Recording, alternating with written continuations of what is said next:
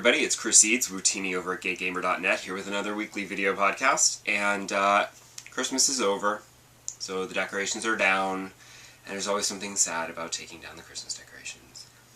But I did want to mention something that I had forgotten to mention in my other two Christmas-themed podcasts. This year, Cards Against Humanity had their 12 Days of Holiday Bullshit promotion, where if you sent them $12, they had a limited number of slots, and if you gave them $12, they would send you 12 presents.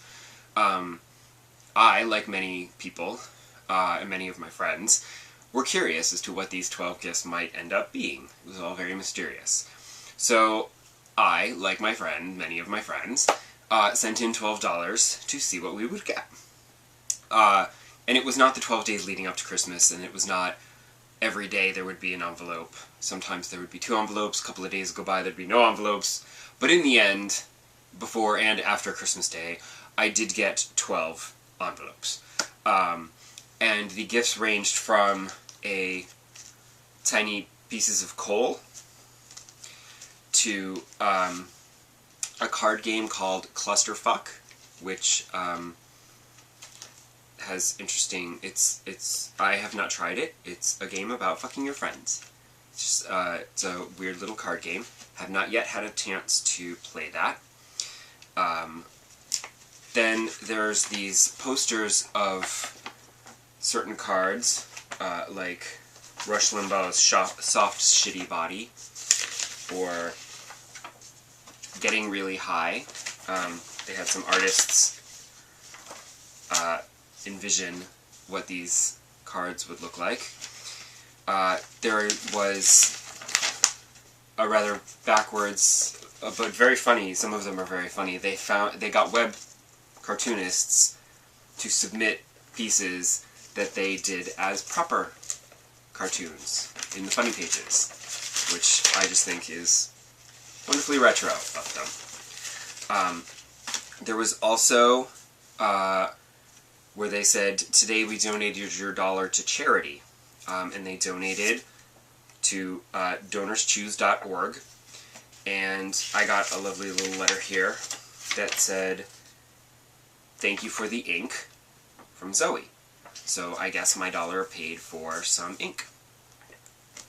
But the majority of the gifts were little booster packs of cards, some black, some white, so that you can, some were holiday themed, some were just random extra cards. But the best present was this. It is a card against humanity with my name actually printed on it. So no taking one of the blank cards and just writing your name in. It's actually printed by them, officially looking card with my name on it, which I'm not sure I will ever actually insert into a deck because I would be absolutely horrified at how my friends might play that card. So I thought that was really fun, and if they do it again next year, I would certainly give them another $12 because it was definitely worth it. And if you don't know what Cards Against Humanity is, go look it up because it's absolutely hilariously fun. As for video games, I'm still playing the same games that I was last week. I did download the Bravely Default demo from the Nintendo eShop for the 3DS, but I have not yet had a chance to play it. Hopefully this week I will be able to play that, and so next week I'll have something to say about it. Because right now, I've been playing lots of Animal Crossing, and Zelda, and Tearaway, so I don't have time to play a 3DS demo. I would rather play Zelda, or Animal Crossing. Tearaway continues to be fabulous, though. It is so clever. It's one of the reasons why I wanted to get a Vita. I mean, there were other games, too, that I would want to play. It wasn't just buying. You never buy a system for one game. That's always a bad idea, and a waste of money. But Tearaway was the game that made me go, ooh, I should get a Vita soon, because this is going to come out, and then I'm going to want to play it. It's very clever. It uses all the various features of the Vita, all of the touchpads and the camera, uses them brilliantly. It's so clever, and I just wish that I had like